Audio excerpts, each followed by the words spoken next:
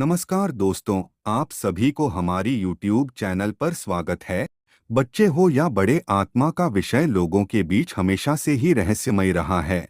लेकिन सीधे तौर पर आत्मा क्या है, इसका अनुभव कैसे हो, मरने के बाद आत्मा का क्या होता है, कोई भी धार्मिक व्यक्ति या गुरु इसका जवाब नहीं देता। आत्मा क्या है? हालांकि आत्मा के बारे में हमने टीवी सीरियल्स पर और फिल्मों में कई तरह की बातें सुनी हैं, लेकिन अगर आप केवल मनोरंजन के लिए नहीं अपितु आत्मा की सच्चाई को जानने के लेकर जिज्ञासु हैं, तो आज हम आपको आत्मा का सच बिल्कुल सरल और सटीक शब्दों से पहुंचाने जा रहे हैं। आत्मा क्या है? आत्मा की परिभाषा क्या शरीर में आत्मा होती है? आत्मा परम सत्य है, अविनाशी है, जिसका न रंग है, न रूप है, न आकार है, न प्रकार है, जिसे न देखा न सुना जा सके, जो प्रकृति के सब अनुभवों से परे हो, वही आत्मा है। सच का दूसरा नाम ही आत्मा है, इसलिए आपके और इस संसार का सत्य ही आत्मा कहलाता है। सत्य कभी परिवर्तनीय नहीं होता, न उसे मिटाया जा सकता है, न बदला जा सकता है। इसी तरह आत्मा भी अटल, अविचल है, इसलिए जानने वालों ने आत्मा के बारे में कुछ भी कहने से बेहतर आत्मा को सत्य कह देना उचित समझा। कई लोगों को लगता है कि इंसान के शरीर का उसकी आत्मा से जरूर कोई न कोई तादात्म्य है, पर वास्तव में मनुष्य के शरीर और आत्मा के बीच कोई समानताएं नहीं होती, इसलिए रूह यानी शरीर का आत्मा से कोई संबंध नहीं है।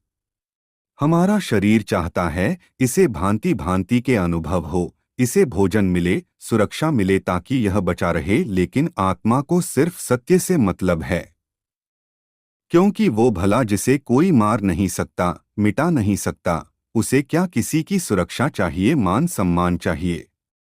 आत्मा न कभी शुरू हुई न उसका अंत होगा। आत्मा शरीर का कोई अंग नहीं, लेकिन फिर भी लगातार हर समय हमारे साथ मौजूद है। इस संसार में भले शरीर करोड़ों अरबों हैं, लेकिन आत्मा सिर्फ एक है, क्योंकि सत्य एक होता है। मेरी आत्मा तेरी आत्मा जैसा कुछ नहीं होता, क्योंकि तेरा सच मेरा सच नहीं होता। सत्य सार्वभौमिक होता है, जो सबके लिए है। क्या शरीर में आत्मा होती है? नहीं, समझिए, जब हम कहते हैं शरीर में आत्मा है, तो ऐसा कहकर हमारे मन ने हमारी आत्मा को कोई विषय बना दिया, जैसे आत्मा इतनी छोटी चीज हो शरीर या मन में समा सके। यह जो शरीर है, इस शरीर का छोटा सा बच्चा है चेतना, और उस चेतना को बहुत बहुत ऊंचा यानी अनंत बनाना होता है, और इसी अनंतता को आत्मा कहा जाता है। इसलिए आत्मा को परम यानी आकाश कहा गया है। वो किसी के छोटे से शरीर में कैसे प्रवेश कर सकती है? आत्मा कोई ऐसी वस्तु नहीं जो एक जगह से दूसरी जगह डोल रही हो। हम अक्सर कहते हैं कि मृतक की आत्मा को शांति मिले। देखिए, आत्मा कभी अशांत नहीं रहती, सिर्फ मन अशांत होता है। आत्मा तो पहले से ही पूर्ण है, न उसे कुछ पाना है, न उसे कुछ गंवाना है, वो स्वयं में पूर्ण है। न आत्मा को चोट पहुंच सकती है, न आत्मा को दर्द होता है। ये सब बातें जो कही जाती हैं, सब व्यर्थ है।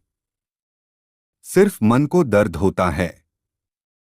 पर चूंकि न तो हमें ये पता होता है कि आत्मा क्या है, मन क्या है, तो फिर हम यूं ही कोई भी बात कह देते हैं या किसी भी बात को सच समझ बैठते हैं।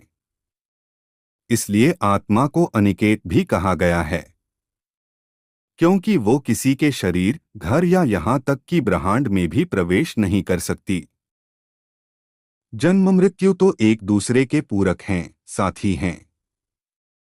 संसार के सब ऐश्वर्य क्षणभंगुर है, विनाशशील हैं, शाश्वत नहीं। जैसे मनुष्य पुराने वस्त्रों को त्याग कर दूसरे नए वस्त्रों को ग्रहण करता है, वैसे ही जीवात्मा पुराने शरीर को त्याग कर दूसरे नए शरीर को प्राप्त होता है। जो आत्मा को समझ लेता है, वह मृत्यु के रहस्य को जान जाता है। आत्मा का रंग कैसा? दोस्तों, आत्मा के रंग को लेकर ऋषिमुनियों ने कई शोध किए हैं, जिससे यह अनुमान लगाया गया कि आत्मा का रंग नीला या आसमानी है। आधुनिक समय में भी इस विषय पर काफी शोध होते रहे हैं।